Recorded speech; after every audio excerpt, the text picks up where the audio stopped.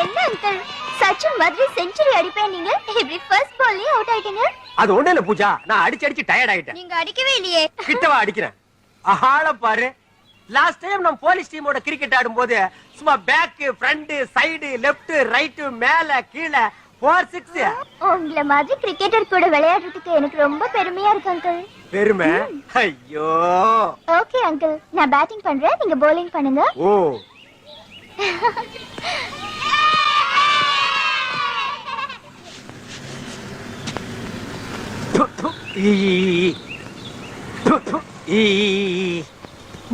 இந்த கர்மாந்திரத்தை நீயே எடுத்துக்க.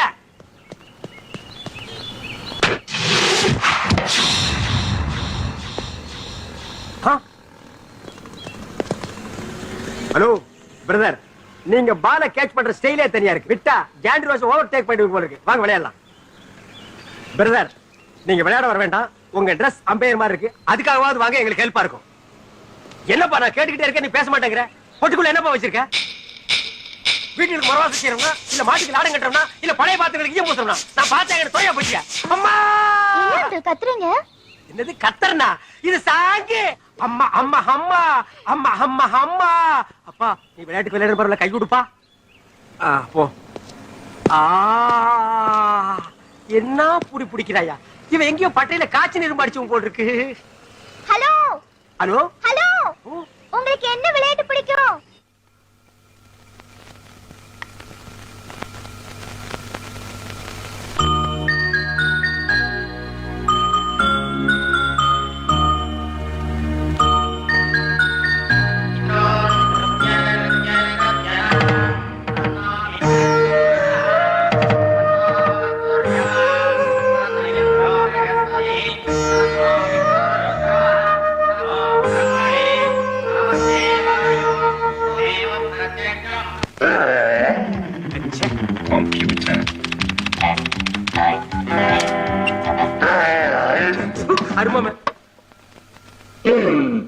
மவரை உன்னை எப்படி மாத்தினாலும் மிருக மாதிரி தரடா தெரியுது.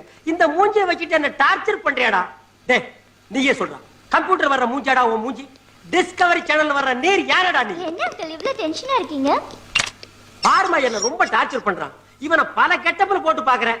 இவனுக்கு எனக்கு என்ன தொடர்பு இருக்குன்னு தெரிஞ்சுக்கலான்னு நான் சிக்க மாட்டேங்குது. ஓகே அங்கிள், நாங்க வந்த விஷயமே வேற. நம்ம கணபதி தாத்தாவோட 60ஆம் கல்யாணமும் இந்த பிளாக்ஸோட ஆனுவல் டேயும் செலிப்ரேட் பண்ண போறோம். நீங்க அவசியம் வரணும். ஓ, ஃபாரின் கல்ச்சர். அங்கிள் மறக்காம வரணும். மறக்காம வர்றேன். பாய். Uncle, yes. உங்க கம்ப்யூட்டர் மூலமா சிரிக்காத ஒருத்தரை சிரிக்க வைக்க முடியுமா?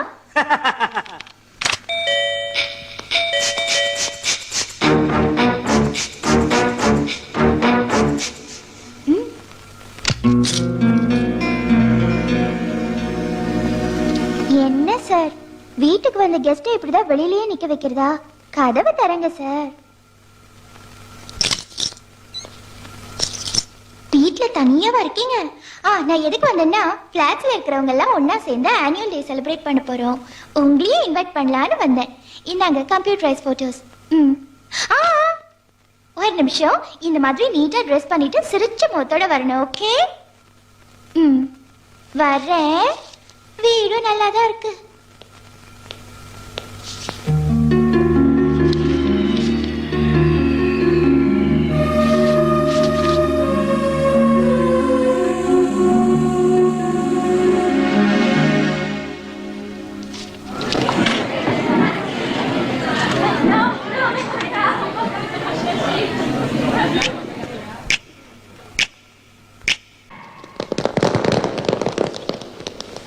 போதைப்பொருள் ஒழிப்புத்துறை இருந்து வரோம். டோர் ஓபன் பண்ணு. இந்த ஹோட்டல்ல கோர்ட் சீல் வச்சிருக்கு சார். உள்ள யாரும் கிடையாது. இதை திறக்க கோர்ட் பெர்மிஷன் இருக்கா? அது இல்லாம எப்படி ஓபன் பண்றது?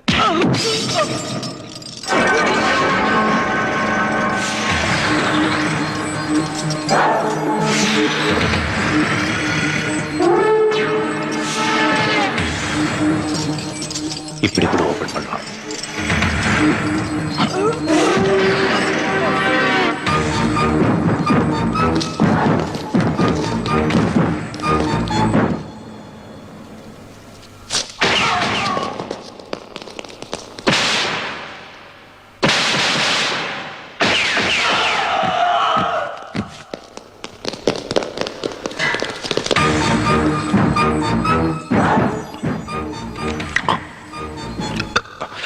போதைப் பொருள் கடத்துறது சட்டப்படி தப்பு. அதுவும் என் சிட்டியில் எனக்கு தெரியாம கடத்துறது அதை விட தப்பு.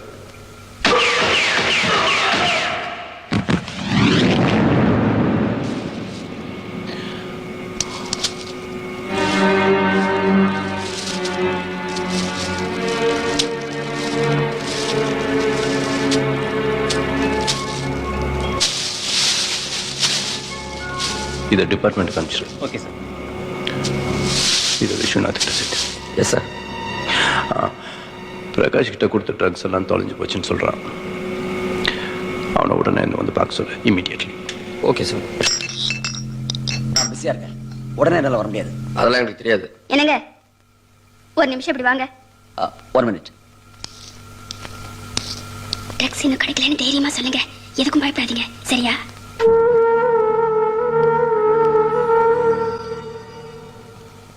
நீங்க கொடுத்த பிரவுன் சுகரை விற்க போன இடத்துல லோக்கல் ரவுடிங்களுக்குள்ள பிரச்சனை வந்துருச்சு. போலீஸ் ரவுண்ட் பண்ணிடுச்சு. நடுவில் நான் மாட்டிக்கிட்டேன். நான் மாட்டிட்டா எங்க ப்ராப்ளம் வந்துருமான்னு பயந்து அதை தூக்கி போட்டு நான் தப்பிச்சிட்டேன் சார். அப்புறம் போட்ட இடத்துல போய் பார்த்தேன், அங்க அது இல்லை சார்.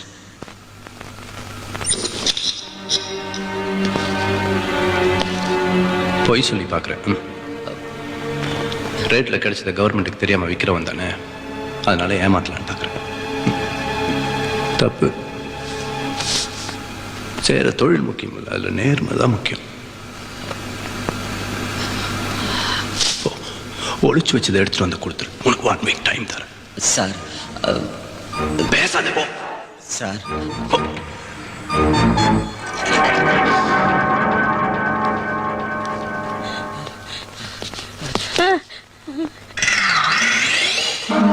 உன்னதான் அவனை நான் தேடிட்டு இருக்கிறேன். அடிங்க. டேய் பேராடா வச்சிருக்கிற? பிச்சை பெருமாளா? தோ, எச்சி பெருமாள்னு வச்சுக்கடா. அநியாயத்துக்கு என்ன கள்ள நோட்டு கேஸ்ல மாட்டி விட்டியா? நான் மாட்டிவிட்டேன். நீங்க தான் தொழில் செய்ய சொன்னீங்க, செஞ்சே நீங்களே மாட்டிக்கிட்டீங்க. டேய் நான் தொழில் செய்ய சொன்னேன். கள்ள நோட்டு அடிக்கிறதுலாம் ஒரு தொழிலாடா? பெரிய பெரிய ஆட்கள்லாம் அடிக்கிறாங்க, அது உங்களுக்கு தெரியல. நான் அடிச்சேன், தெரிஞ்சு போச்சு. சரி சரி, இந்த பெட்டியை ஒரு இடத்துல போய் சேர்க்கணும், நான் வர்ற விடுங்க. இருடா, பொட்டிய ஒரு இடத்துல இருந்து ஒரு இடத்துக்கு கொண்டு போறதாண்டா இப்ப நாட்டிலேயே பெரிய பிரச்சனை. பொட்டிக்குள்ள என்னடா வச்சிருக்க? என் உயிரே இருக்கு. பொட்டிக்குள்ள உயிரை வச்சு நீ என்ன புணமா நடமாடுறியா? சரி சரி, பேசுறதுக்கு நேரம் இல்ல, விடுங்க. டேய், அட விடுங்க, டேய், அட விடுடா. விடுங்க. டேய், விடுடா. ஐயோ. பொட்டி என்கிட்ட விட்டுட்டு ஓடுறியா? என்னைக்காவது ஒரு நாள் நீ பொட்டியை தேடிட்டு வருவடி, அன்னைக்கு வச்சுக்கிற உனக்கு ஆப்பு. டேய் பிச்சை பெருமாள். இங்க ஒரு பிச்சை பெருமாளா? சார் ஒண்ணு அவன பேரை மாத்திக்க சொல்லுங்க, இல்லன்னா நீங்க பேரை மாத்திங்க. நடு ரோட்ல பட்டப்பகல பெட்டியோட நிக்கிறியா? பொட்டி வச்சிருந்தா நடு ரோட்ல நிக்க கூடாது, பிளாட்பார்த் மேல ஏறித்தான் நிப்பாங்களா? சார் பொட்டி என்னது இல்ல சார், அந்த பிச்சை பெருமாளுக்கு சார். எந்த பெருமாளா இருந்தாலும் ஓபன் பண்ணிட்ட சார் நாட்டு நிலைமை புரியாம பேசுறீங்களே சார். தமிழ்நாட்டுல ஒரு பெட்டி தனியா கிடந்தா உடனே திறக்க கூடாது சார். அப்படி திறந்தா ஒரு கூட்டமே அவுட் ஆயிடும் சார். Don't worry. இப்படி எல்லாம் நடக்கும் தெரிஞ்சுதான் நான் மெட்டல் டிடெக்டரோட வந்திருக்கேன். Nothing, open. Help me. Yeah. ஐயா!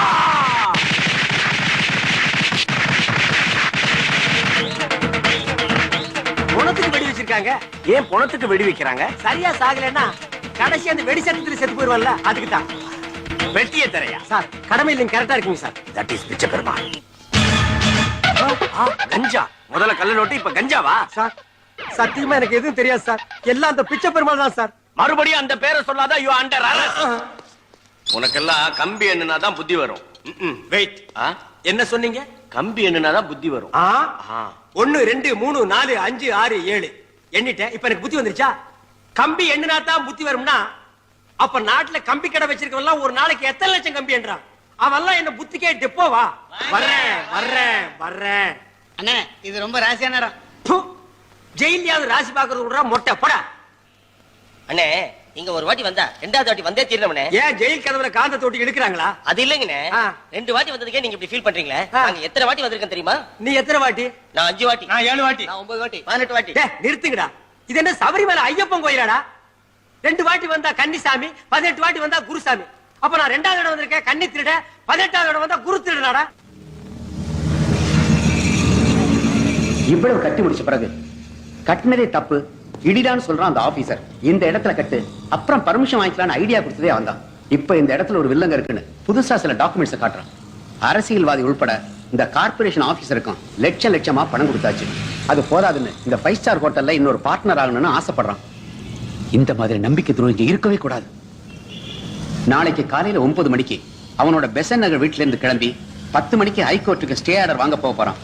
அவன் போய் சேரவே கூடாது. போற வழியிலேயே அவனையும் அவனோட அந்த டாக்குமெண்ட்ஸையும் சேர்த்து அழிக்கணும். இவன் பாம்பு வைக்கிறதுல ஸ்பெஷலிஸ்ட். இவனை என் பார்ட்னர் அரேஞ்ச் பண்ணிட்டாரு. நான் உங்களை தான் நம்பி இருக்கேன். நீயே எல்லாத்தையும் பண்ணிட்ட, இருந்தாலும் என்ன நம்பி வந்திருக்க. எனிவே உன் நம்பிக்கை வீண் போகாது.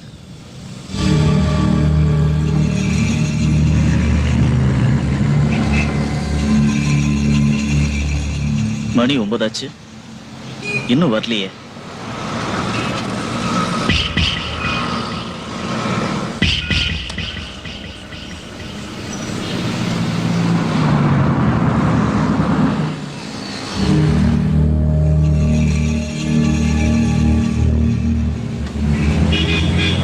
வந்துட்டா போல இருக்கு. வண்டி போகுது. நீங்க ஒண்ணும் பண்ண வேண்டாம். Public place. கொஞ்சம் தூரம் போனதுக்கு அப்புறம் பாத்துக்கலாம்.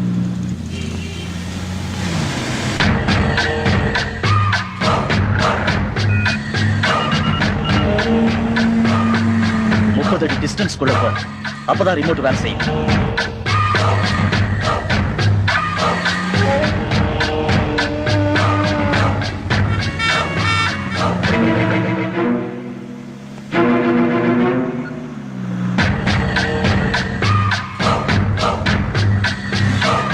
ஏன் வண்டியை ஸ்லோ பண்ற? குழந்தைய பொம்பளை இருக்கிறத ஏன் கிட்ட சொல்லல? No sentiment. இப்ப விட்டு அவனையும் அவன்கிட்ட இருக்கிற டாக்குமெண்ட்ஸையும் அழிக்க முடியாது. கிட்ட போ. கொஞ்சம் ஹைகோர்ட்டுக்கு அவன் தனியா தான் போவான். போற வழியில தான் ஸ்கூல் இருக்கு. அவங்க 2 பேரையும் அங்கே இறக்கி விட்டுருவான். அதுக்கப்புறம் அவனை பாத்துக்கலாம். புரியாம பேசாத. கொஞ்ச நேரத்தில் சிட்டி வந்துடும். அதுக்கப்புறம் அவனை ஒண்ணும் செய்ய முடியாது. நாமளும் தப்பிக்க முடியாது. உனக்கு தேவை வந்தா அவனை நான் முடிக்கிறேன். என்னால முடியும். ஆனா இப்ப வேண்டாம். No chance. கிட்ட போ. ஏய் வேண்டாம். ஏய் ஏய் ஏய் ஏய் ஏய் ஏய் ஏய் நான் தான் வேணாம் சொன்னேன்ல. குழந்தைங்களையும் பொம்பளைங்களையும் கொல்ல முடியாதுன்னு சொன்னேன்ல. பச்சை குழந்தை பொம்பளை எப்படி மனசு வந்தது? நான் தான் அவனை முடிக்கிறேன்னு சொன்னேன்ல. ஏய்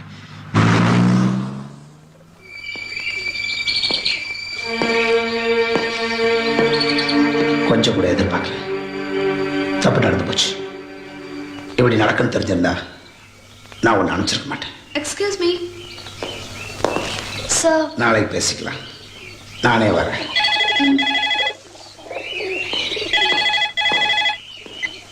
ஹலோ. நீங்க வேலையை கரெக்டா முடிப்பீங்க. நான் முட்டாள் பேசுறேன். உங்க மேல எவ்வளவு நம்பிக்கை வச்சிருந்தேன். முடியாதுன்னா சொல்லிட வேண்டியதானே. நீங்க யார் அனுப்பிச்சீங்க? என்னாச்சு அவனுக்கு? ஏன் ஆளைய சுட்டு கொண்டுட்டான்? என்ன நினைச்சிட்டு இருக்கான் அவன்? அதிகமா பேசாத. இன்ஸ்ட்ரக்ஷன் ஒழுங்கா இருந்தா ஆபரேஷன் அதை விட ஒழுங்கா இருக்கும். நீ என்ன சொல்ல? ஆபீஸை மட்டும் தனியா தான் போவான்னு சொன்னேன். அவன் ஃபேமிலி கூட போவான்னு சொன்னியா? ஏன் சொல்லல? கூட யார் போனா அவனுக்கு என்ன? கொல்ல வேண்டியதானே. பொம்பளைங்களையும் குழந்தைங்களையும் அவன் கொல்ல மாட்டான். அதனுடைய பிரின்சிபல். என்ன பெரிய பிரின்சிபல்? அவன் என்ன பெரிய காந்தியா? காசு வாங்கிட்டு கூலிக்கு கொலை பண்றவன் தானே. அவனுக்கு என்ன வேண்டி கிடக்குது? சென்டிமெண்ட். குடும்பம்னா என்னன்னு தெரியுமா அவனுக்கு? அம்மாவா அப்பாவா குழந்தையா குட்டியா என்ன தெரியும் அவனுக்கு? சொன்ன வேலையை செஞ்சுட்டு போக வேண்டியதானே. ஆளு விட்டு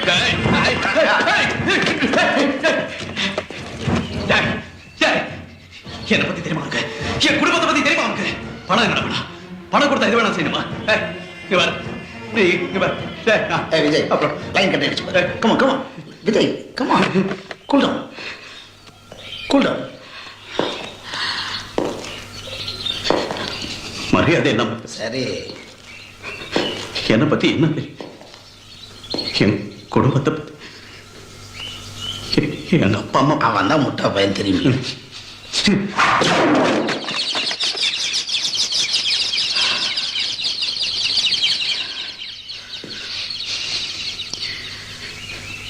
என்ன மனுஷன்?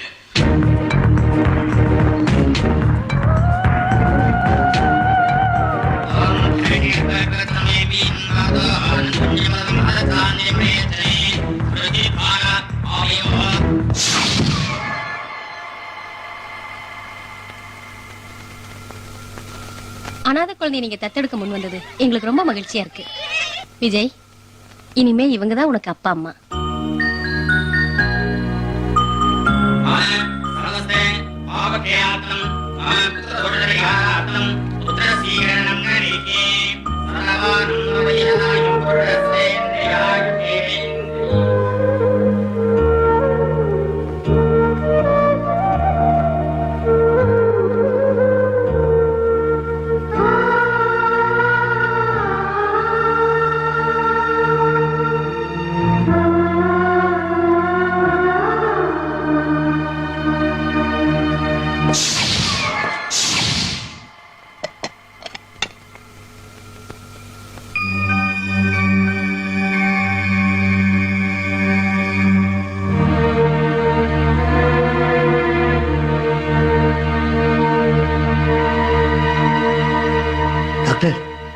நல்ல செய்திதான், கர்ப்பமா இருக்காங்க.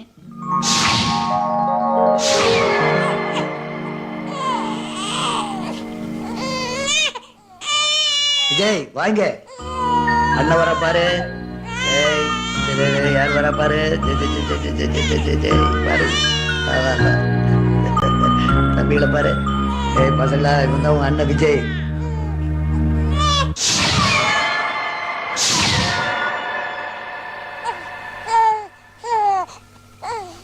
லட்சுமி, கல்யாணமாகி 7 வருஷமா குழந்தை இல்லானால ஒரு குழந்தைய தத்தெடுத்தீங்க, தப்பு இல்ல. இப்ப கடவுளோட அருளால ஒரே பிரசவத்துல 2 குழந்தைங்க பிறந்திருக்கு. இனிமே அவன் தேவையா? நாளைக்கு அவனால எந்த பிரச்சனையும் வந்துடக்கூடாது பாரு. ஏன்னா அவனுக்கு தான் எல்லா உரிமையும் உண்டு. அப்பாவோட வேலையில இருந்து சொத்து வரைக்கும் முதல் உரிமை அவனுக்கு தான். அப்புறம் தான் உன் பிள்ளைங்களுக்கு. ஆமாமா.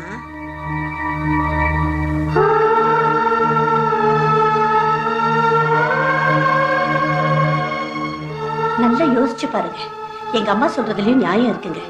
விஜய் அனாதை இல்லத்துல சேர்த்துருங்க. எவ்வளவு பணம் செலவானாலும் மாசம் மாசம் நம்மளே கட்டிடலாம். முடியாது. அவன் இங்க வந்ததுக்கு அப்புறம் தான் அந்த குடும்பத்துல சந்தோஷம் வந்துச்சு. என்னால 3 பேரையும் பிரிச்சு பார்க்க முடியல. என்ன பொறுத்த வரைக்கும் இந்த குடும்பத்துல விஜய் தான் மூத்த மகன். உங்களுக்கு எப்படித்தான் சொல்லி புரிய வைக்கணுமோ எனக்கு தெரியலங்க. இத பாருங்க, ஒண்ணு விஜய் அனாதை இல்லத்துக்கு போகணும், இல்ல நானும் என் குழந்தைங்களும் எங்கேயா போய் தொலைகிறோம்.